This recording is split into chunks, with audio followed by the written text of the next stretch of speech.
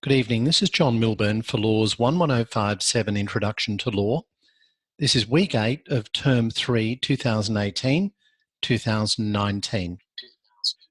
Tonight we're dealing with issues to do with week 7 material, and that is interpreting the law. So those of you that have studied or are currently studying statutory interpretation should find the material this week to be quite straightforward.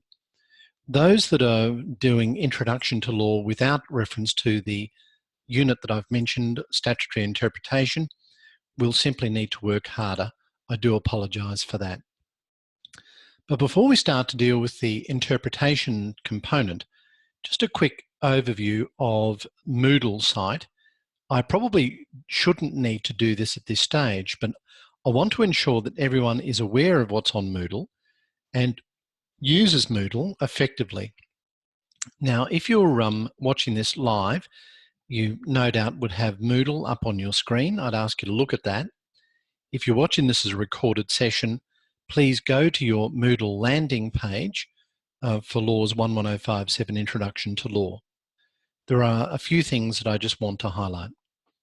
The first is that by now, almost everyone has completed the first assessment. If you haven't, please let me know why, and you're probably too late, but you can always consider preparing the material because it will serve you well for the future anyway. The top left-hand corner of Moodle contains the second assessment. Now, this is due on the 17th of January this year. So by introducing this as the first topic this evening, I'm really giving you that reminder and encouragement to prepare your second assessment and upload it on time. If you wish, you can submit late. That is, if you don't have an extension, you will suffer 5% per day penalty. However, unlike the first assessment, where there was no cut-off, please note there is a cut-off being the 26th of January, Australia Day, at 11:45 p.m. So that is 9 days after the assessment is due. If you fail to lodge by that time, I won't accept your assessment. You'll receive nil. So you've had good warning. However, I trust that everyone that's watching the live session and almost everyone that is watching this as a recorded session will submit their work and do so on time. If not, please let me know if you have any difficulties. You can apply for an extension, but I'm notoriously difficult to obtain an extension approval. So the second assessment, we'll talk about that shortly, the toolkit. Also now at Moodle, I want to draw your attention to those icons that are directly below the initial commentary on the landing page. And you'll see the initial commentary. There's my photo, quick blurb about me, Zoom, learning outcomes. I'm sure you're all very familiar with that. Below that, the link to this live Zoom session. If you're watching this as a recorded session, please do try and find time to join us for the live session. We've only got really a few weeks to go, and it would be great to see everyone join live.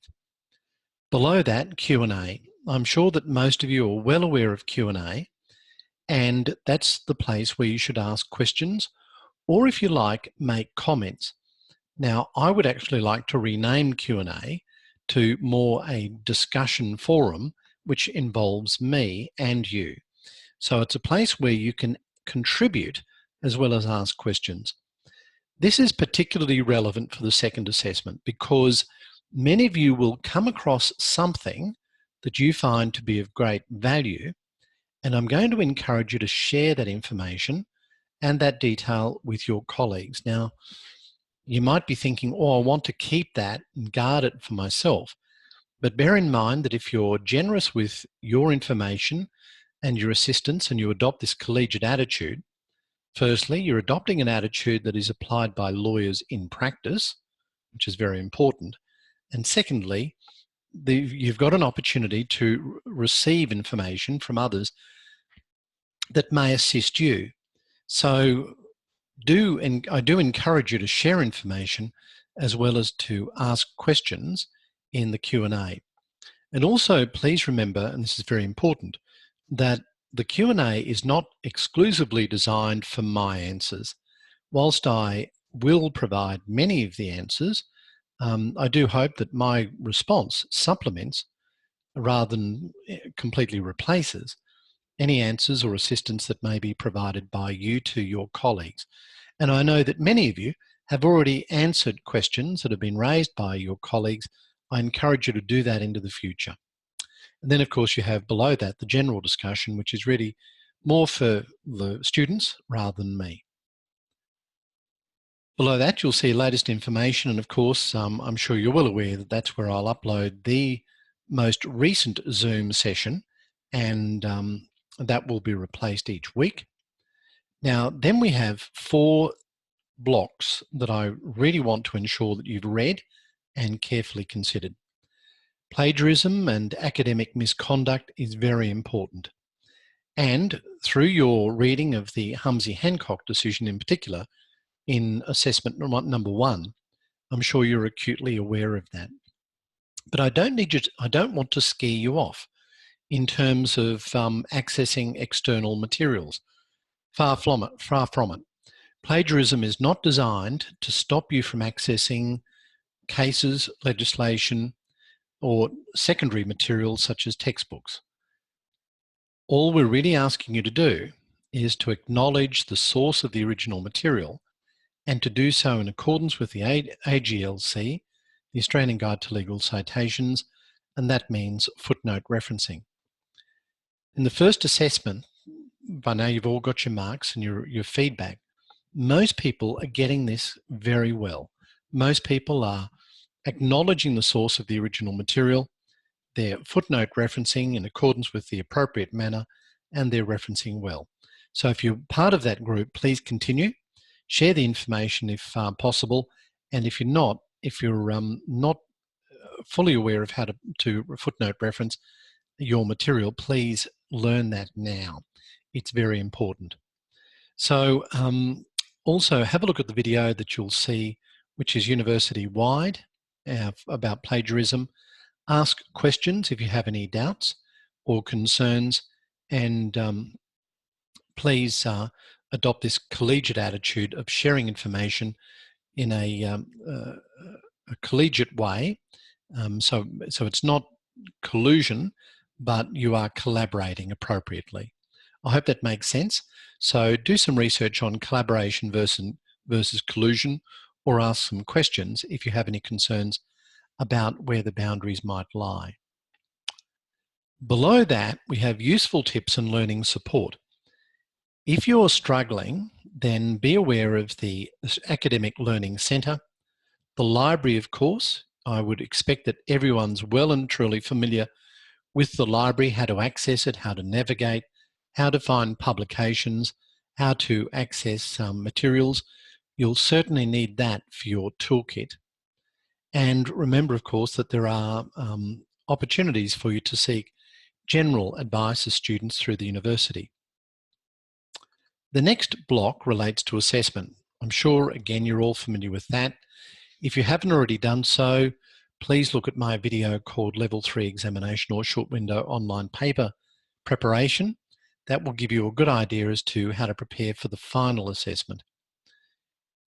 I was actually surprised to see that it was quite obvious that not everyone in the class has considered all of the material in the Assessments tab. If you haven't looked at all the material, please do so now, this week. The important parts of that, of course, relate to the individual assessment. For the second assessment, we have the toolkit rough outline, which is only a guide, nothing more than that. And we have some information from Scott Beattie as well. Under assessment and referencing information, I'm sure that you're all well aware of the AGLC and how to use the resource. And please do look at 2 things that I wrote. One is the written assessment guide, and the second is the written assessment guide sample document. It was clear to me that not everyone had looked at those documents before submitting at least their first assessment. So please do that before your second assessment and take that on board. Now, some of the material in the sample guide is meant to provide you with an illustration or an example. It's not prescribed by any means, but given that I wrote it, you probably want to take particular notice of it when you're presenting assessment work for me. I hope that makes sense. And I do apologise for those of you that have been through this and carefully considered all this material. The reason I'm referring to this now is that we're getting close to the end and you will find yourself in a rush soon. So now's the time to start really digging deep and preparing for the final onslaught, if I can use that term. Now, the fourth block is additional resources. There's a lot of material there on legal research. That's a real emphasis for me. You must understand and be able to practice your skills in legal research. If you haven't yet looked at, say, my videos on legal research and other excellent videos that are available to you, please do so this week. Make sure that you've followed the links. You must know how to navigate the Supreme Court Library, which is the online resource, as well as the CQU Library, and you must be aware of how to access and use Queensland judgments, for example. Other than that, you can see some useful web links and links on how to access legislation and case law. All of this is extremely important for your toolkit, so please pay some attention to that. Whenever you answer a question for me or any of you unit coordinators in law, I'm going to give you a tip, and I want you to pay careful attention to this right now, because it won't often be stated expressly, but it's always implied and it's always important. And that is that whenever you answer a legal question, whether it's a problem-solving question or an essay style, please at least consider ethical requirements, which are the ethical rules for practice and the ethical rules for being a student, university policies. Now, you may not always make reference to these things in your answer, but if you do, and it's not asked of you, you can expect to get a smile from your examiner and a big red tick of approval as part of the examination or assessment marking process.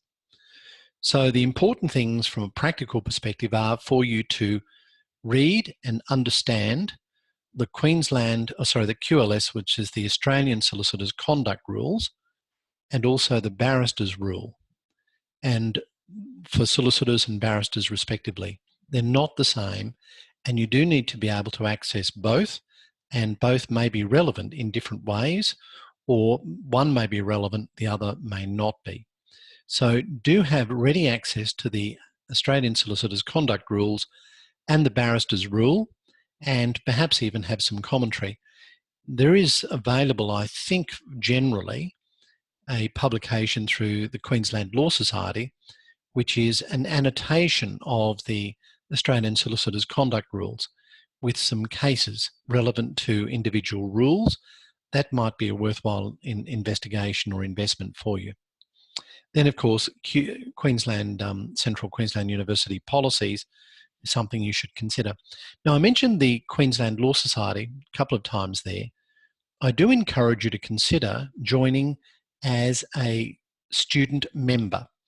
It's cheap, it's an easy process, and if you do, you'll find yourself being drawn into part of the practice and the profession.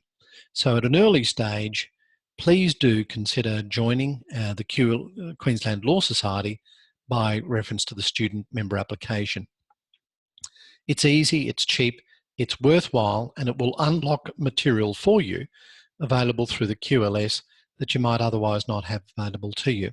Now, there is no counterpart through the barristers side of practice, so the Bar Association of Queensland doesn't have a similar policy, but it's worthwhile looking at it from the QLS. And of course, do give some consideration to joining the QLS or contributing to the CQU rather Facebook group. Now, are there any questions about the Moodle layout, how to lodge your assessments, any of the samples, any of the documentation that I've referred to this evening? Any questions? All good? Okay. And there was a comment about Turnitin. Just on that point, don't be too concerned if you have necessarily a high score for Turnitin. All that really means is that the program has identified that you have sourced material from elsewhere. Provided you've referenced your material, there's no problem. But I'm sure you're all aware that the university, like many tertiary institutions, has a very sophisticated means of identifying if you have sourced material externally. All good? All right. Well, let's continue then and talk about the second assessment. So if you've got a copy of the second assessment available to you, have a look at it now. I'm just going to run through it fairly briefly. And this is both an information session and an encouragement for you to complete the task and do so on time. So Thursday, the 17th of January, so we're 10 days away from that being due now. I suspect that you're already well advanced. I suspect that some of you have just about got the task completed. If you find yourself in that unenviable position now of having nothing but a blank page, you need to work very hard immediately, as in the next few days. Really put in some groundwork. The toolkit is not something that you should attempt to do at the last minute. So please don't find yourself in that situation. And remember, of course, that if you find that you're unwell in the last week, even for a couple of days, you're not likely to get an extension because you've known about this all term. I know that's tough, but bear in mind that in part, we're training you as if you're going to be in practice as lawyers, and I know that many of you won't, but the practice of law dictates that you're on time. Judges, settlements, other commitments, all, they don't wait for you. You have to fit in rain, hail, or shine, so to speak. It's a bit like, is it FedEx or Australia Post, or those commitments to be on time. All right, so let's have a look at the second assessment, Legal Problem Solving Toolkit.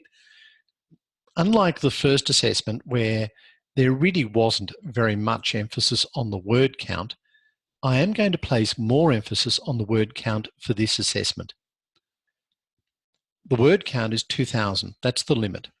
However, unlike other unit coordinators, because I'm intentionally not speaking for the entire university law school here, I do allow some flexibility. If you go beyond, don't go much more than 2,200, but if you do go beyond, that's okay, but bear in mind that I will consider more closely why you went beyond and whether you use the words correctly and efficiently, whether you were brief and to the point in your language.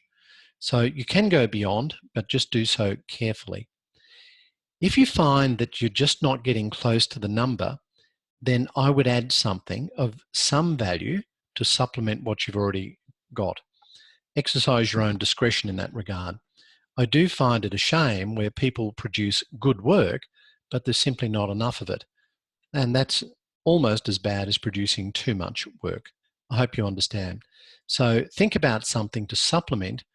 I'm not going to use the phrase pad out, because it's not padding, but it's something that will provide some supplement to the material that you've already got. So make sure you have a decent number of words close to the word count. Do pay attention for this assessment to the rubric. And that's some general advice for you for any unit that you study in law or indeed through the university. Please note that when I'm assessing work, I will always refer back to the rubric, because that's the basis upon which I'm setting the assessment. That's the basis upon which I'm marking the assessment. So don't gloss over it. Look at it carefully and try to gauge what it is that I'm seeking from you in terms of the assessment material that you provide. So this toolkit is something that I want you to present to me in a practical fashion. This is not a theoretical exercise. It's your opportunity to show that you have an understanding of the legal context as well as the legal content. I hope that makes sense. I want you to understand the process and be able to demonstrate the process, showing good judgment and making sure that you are selective and careful in what you produce. You may go outside the curriculum. I expect fully that there will be material not in your textbook in your toolkit.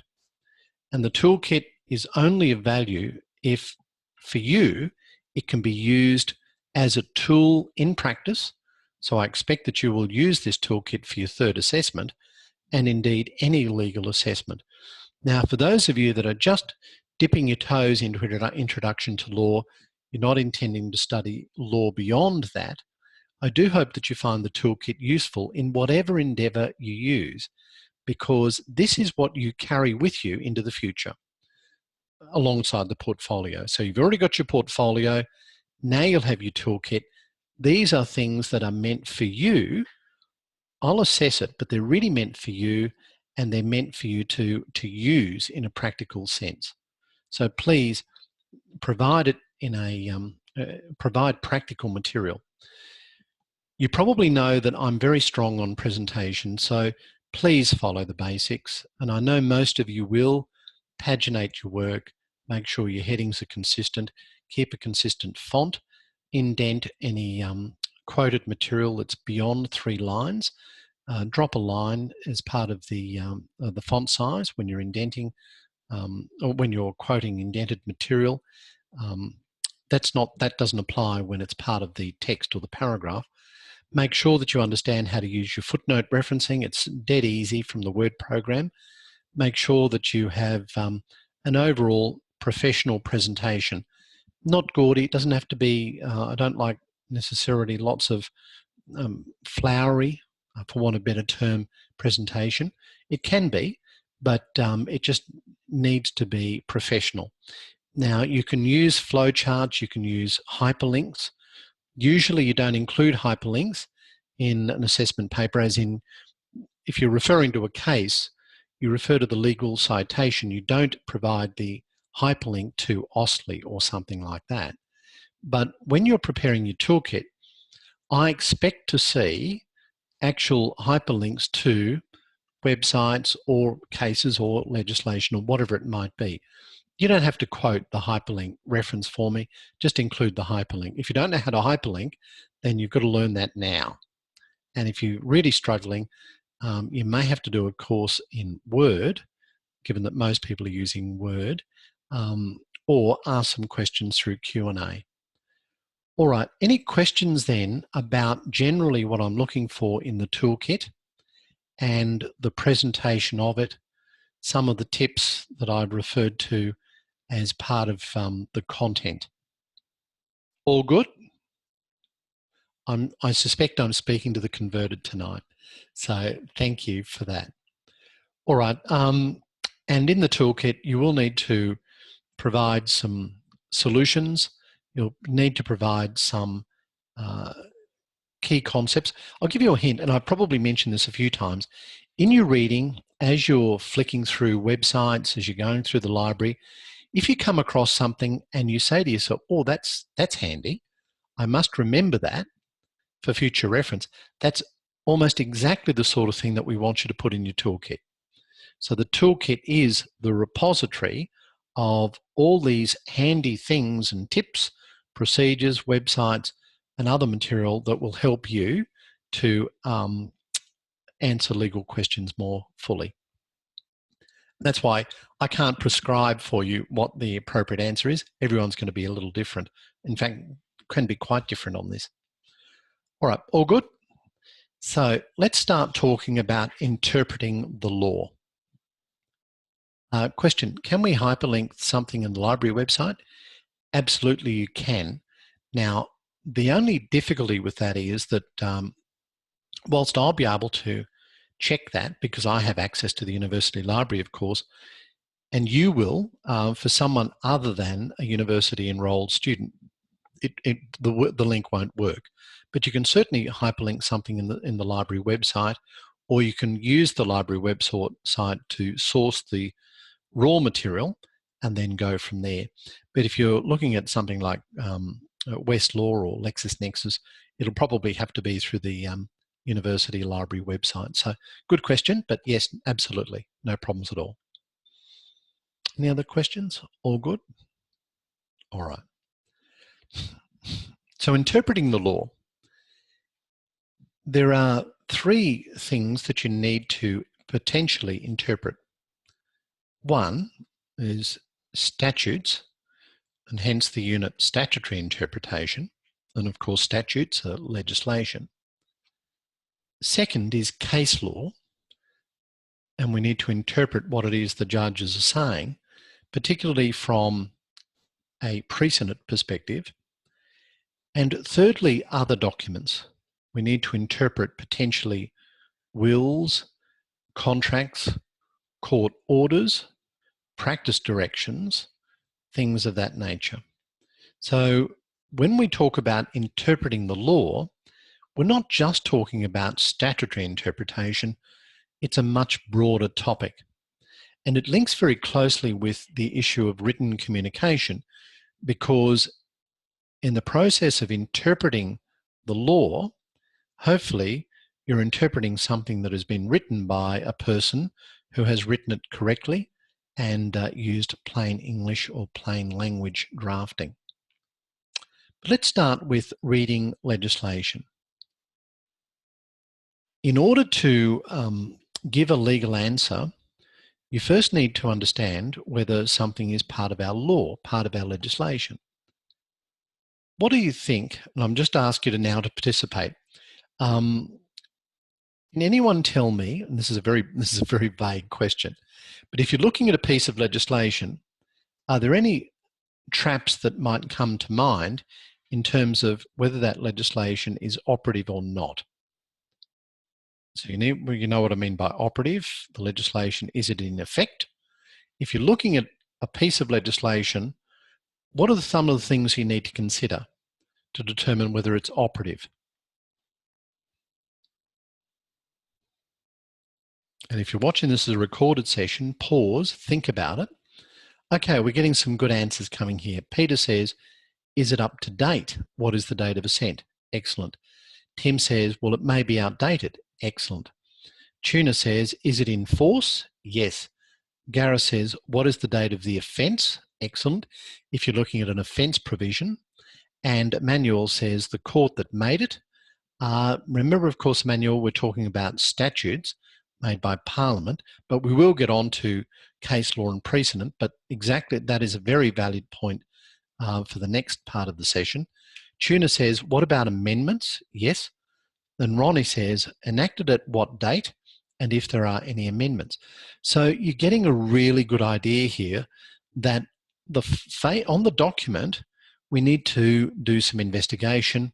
We need to ask some questions. And what you've collectively asked yourself are really good questions. So from those answers, we can glean that we need to know some things. Firstly, we need to know where to find the legislation. We need to know whether it has been repealed or amended. We do need to know whether it's in force. We need to know the date of assent in order to determine whether it's up to date. And you need to be aware that sometimes certain parts of an act come into effect at different times to other parts of the act. And that's really confusing, but it does happen. And as Gareth quite rightly pointed out, if you're dealing with an offence provision as part of a legal answer, you need to consider the law as it was at the time of the alleged offence. And that's the basis upon which the person charged will be dealt with. Oh, and I've answered it. I've just given that sentence ending it with a preposition, which I don't like. And if you don't know what I mean by ending a sentence with a preposition, please do some research and avoid it. All right. Any questions then about what we've discussed so far? Ask yourself this question. Do I know how to find those things that we've already discussed about legislation? If not, please do some research now. If you do, I suspect that it's going to be part of your toolkit. Let's have a look at some of the more specifics. Now, in Commonwealth legislation, you need to be aware of the Legislation Act 2003. It's not the most important piece of legislation. The Act's Interpretation Act is the most important, but the Legislation Act 2003 is sometimes overlooked. So, for example, have a look at Section 12 of the Legislation Act 2003 Commonwealth, and it says, if commencement information is not detailed in the instrument, it's taken to have commenced on the day after registration of the legislation register under Section 12. So have a look at the Legislation Act, have a look at Section 12. Now, we're aware that different versions of an Act may come into effect, and in fact invariably will come into effect at different times. So it is important that you understand that the law does change and statutes do change over time.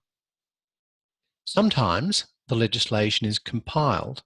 Sometimes it's put into a consolidated form rather than having piecemeal. So sometimes there's a compilation. And when you look at legislation in force, it will be a compilation of the laws. Can I just tell you, when I first started practicing in law, and this will potentially amuse the younger ones of you, this is what it was like. So I started practice in a large firm, and one of my jobs was to assist the librarian by receiving the amendments to legislation.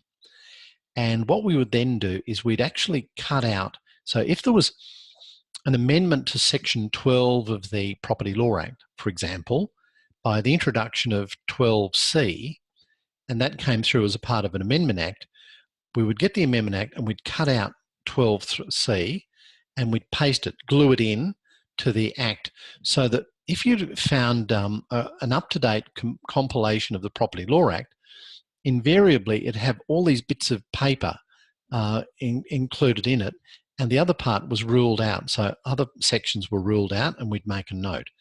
Now, we're so lucky now with the internet that when you read legislation as it is, all of that's done for you. But that's what we had to do back in the early 80s, for example. So you can work on compilations. Tim says how to do something similar. Yes, with the Income Tax Amendment Act being constantly updated. Absolutely. That's a nightmare, that one. All right, so just watch out for amendments, compilations. Make sure that you're aware how to find the date of assent for legislation, Queensland and Commonwealth, or whatever state you're in. So your toolkit, if you're in Western Australia, for example, then you can make your toolkit West Australia / Commonwealth specific if you wish. No problem with that at all. I want it to work for you. Now let's talk about statutory interpretation a little more. Some of the common law principles that applied to statutory interpretation, some of the old ways of doing things. Well, there were different approaches. They're outlined in your text. The first one was the literal approach. The second is the mischief rule, and the third was the golden rule. So they were if you like, the different approaches at common law and historical approaches. To some degree, they still apply, but that was the old way of doing things. They've been replaced by the contextual approach and the purposive approach. So be aware that now you would primarily consider the contextual approach or the purposive approach. So when we're talking about the contextual approach, and Rachel says she's made her toolkit New South Wales specific, that's good. When we're talking about the contextual approach, all we're really doing is saying, read what you have before you in context, please, because the context can change everything. So, for example, if there was a board, and I may have said this to you already, but if you go into a cricket ground, for example, and it says glasses, spectators are prohibited from taking glasses into the seating area, then that doesn't mean spectacles, does it? It means glasses for drinking. So it's all depends on the context, doesn't it, in order to determine what the words mean. As opposed to, say, the literal approach, where the courts would say, well, spectacles are also known as glasses. The billboard said you're not allowed to take glasses in, therefore you're committing an offence against the contract that you've entered into by taking your spectacles into the ground. I hope that makes sense. Purposive approach is probably the most important approach now, and it's actually incorporated as part of the Acts Interpretation Act and the State Acts now. So the idea is that we look at the purpose behind the legislation and the purpose behind what is discussed. Can anyone tell me the leading case in relation to the purposive approach? Those of you doing statutory interpretation will know this. Project Blue Sky, that's it. So if you're not doing statutory interpretation, please access some brief commentary on the case of Project Blue Sky against Australian Broadcasting Authority. From memory, I can't remember the date, but it's a very important case, High Court decision. A couple of others, the Bankstown case, the Canterbury Bankstown case, is also important. And Mills against Meeking, and we'll talk about that shortly. So when we're talking about the purposive approach, we're really talking about what was Parliament attempting to do in creating the legislation. And that sounds very close to the mischief approach that you'll read about, which is where the courts would interpret legislation based on what it perceived to be the mischief that Parliament was intending to overcome. Just as an aside, I noticed this in some of the assessment. People were a little untidy when it came to distinguish between the singular and the plural. So, for example, if you're referring to a company, refer to it as it, not they. If you're referring to the court, it is it, not they, although if you're referring to the individual justices, it would be they, but you'd never actually say they in the context of a legal assessment or a submission. You would say their honours. So there's the little protocols that are important in that regard. But do watch that singular versus plural. So if you're talking about the bank, don't say, and you're criticising the bank, don't say they, you say it. Anyway, I digress. When you're dealing with statutory interpretation, you also need to know some common law presumptions and some statutory rules. So when you're determining the purposive, or you're adopting the purposive approach to statutory interpretation, you still need to consider common law presumptions. Now, in your text at page 263, there are some examples. I'm going to highlight some of those. So number one, words have their current meaning. So, for example, television broadcasting was determined by the High Court as being within the Commonwealth's legislative power to regulate postal, telegraphic, telephonic and other like services. That was the case of Jones against the Commonwealth, 1965, 112 CLR 206. So you can see what I mean by that. In the Constitution, the Commonwealth has power to deal with postal, telegraphic, telephonic and other like services.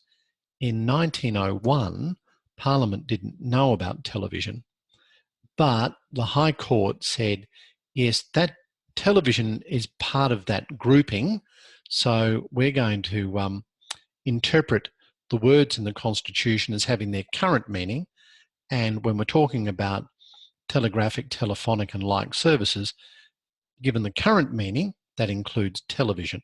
Now bear in mind this case was in 1965, so it's pretty old now. So now we'd be talking about internet or beyond.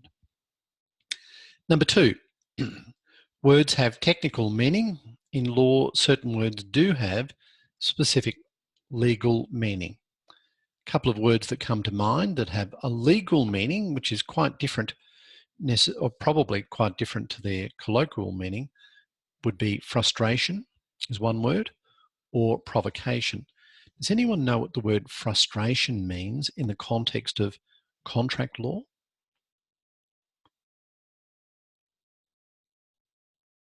This is really testing your broad knowledge. Contract is said to be frustrated if something occurs by way of an intervention to stop the parties from being able to perform the contract. So, for example, the contract might be frustrated if it's a freight contract involving the freight and external influence. Yeah, thank you, Tim. That's a much better way of saying it. So, for example, if you have a contract for the supply or the freight of automobiles, cars, by tanker, if that's the way they come out to Australia, I don't know, but I assume they do, and the tanker is overtaken by pirates, then that would be a frustrating event as a result of the influence of the external influence. And thank you, Tim, for that. So that's what I mean, that law, sometimes words have a legal meaning, and generally where there is a technical or legal meaning, the courts will assume that the drafter intended for the legal meaning to apply rather than the general meaning. I hope that makes sense. Another example is number 13, which says things not included are excluded. Things not included are excluded. Now, here's where you need to take care if you're drafting material. You might think you're being very helpful by including material, but by doing that, you might inadvertently exclude material that you had otherwise intended to include. So therefore, going a little further, adding something, may be a negative, not a positive. So the example in the text is, if a road sign states that parking is not prohibited at certain time, then by implication, parking is permitted at other times.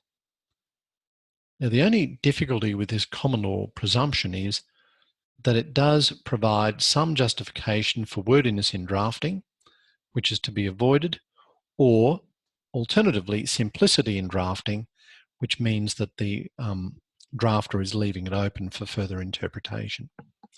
Number 15, later provisions override earlier provisions. So at law, a later provision is presumed to override and automatically appeal to the extent of inconsistency an earlier law on the same topic. For inconsistency within a statute, have a look at Project Blue Sky against ABA. Then, of course, there are statutory rules, and have a look at the Acts Interpretation Act Commonwealth and the Acts Interpretation Act Queensland, or whatever the Interpretation Act is in the state where you are located, and that will give you the main statutory rules. But as you know, from what we've discussed so far, you need to consider the Act as a whole, and you do need to consider the purposive approach primarily. So as part of your toolkit, you'd need to incorporate this somehow. You'd certainly need to make reference to it because it's important how you go about interpreting statutes. Have a look at section 15, capital A of the Acts Interpretation Act Commonwealth, and have a look at section 14A of the Acts Interpretation Act Queensland. They're similar, but they're slightly different. So in the Commonwealth jurisdiction, it provides that when interpreting legislation, the interpretation that will best achieve the purpose or object underlying the Act is the preferred to each other interpretation. That's the Commonwealth approach. Now, in Mills and Meeking, which is an important statutory interpretation case, 1990-169 CLR 214, the High Court indicated that the purposive approach had supplanted the literal approach, and should be used even if there is no uncertainty or ambiguity. So originally, the courts were introducing the purposive approach only if they had to, but now, as a result of Mills and Meeking, we're perfectly entitled and in fact encouraged to look at the purpose immediately rather than necessarily only in the event of an ambiguity. The flowcharts that you might see to assist you in statutory interpretation are sometimes a little different to each other. I'm not going to give you any specific one to look at, but generally speaking, notwithstanding what I've just said about Mills and Meeking, you probably do need to read the statutory provision literally at the start to give yourself an idea of what it actually says before you start going to second reading speeches and explanatory notes or memoranda. But once you've read the material and you've got a fair idea of what it says, then consider the context, have a look at the overall Act, have a look at the headings, maybe look at the objects as well to get a good idea of what it is that the Act is, but Parliament is intending to do by the Act. And then from that, the third step would be to consider the purpose. So if I'm going to give you some guidance on how you might go about this process practically, I think read the statute that you're looking at, the statutory provision. So if you're looking at section 115 of the Land Sales Act, read that section, get a good understanding of what you think it means, but then look at the context and then consider the purpose. And then you're ready to give your answer. So the important point is that you've got to be guarding against reading something literally, because that can cause you to fall into error. So you will need to consider also the use of extrinsic material in the interpretation of an Act. Now, for those of you who have done or are currently doing statutory interpretation, all of this is dead easy. Your head might be spinning if you're doing just introduction to law, because you'll be saying to yourself, what do I mean by extrinsic material? Well, firstly, have a look at the Commonwealth Act, section 15, capital A, capital B, because that talks about the use of extrinsic material in the interpretation of an Act. Can anyone tell me, someone who's perhaps doing statutory interpretation, and I'd encourage you to unmute your microphone here, just so that people aren't hearing just my voice. Can anyone tell me what we mean by extrinsic material and where do we find this extrinsic material? Any volunteers?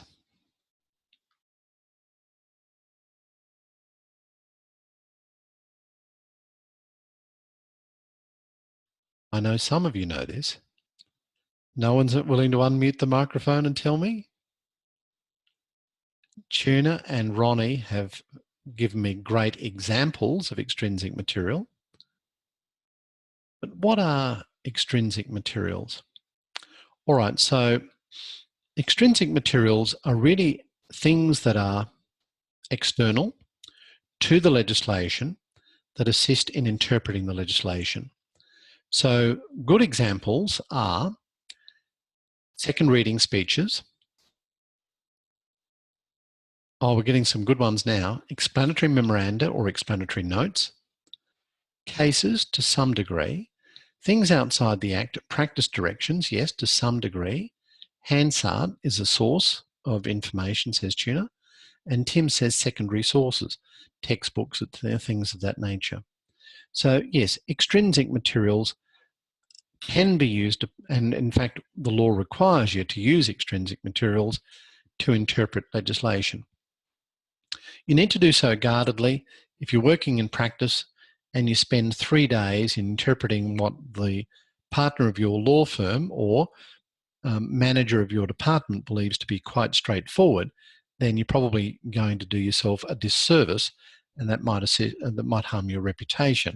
So you need to be guarded and careful about the extent to which you look at extrinsic materials.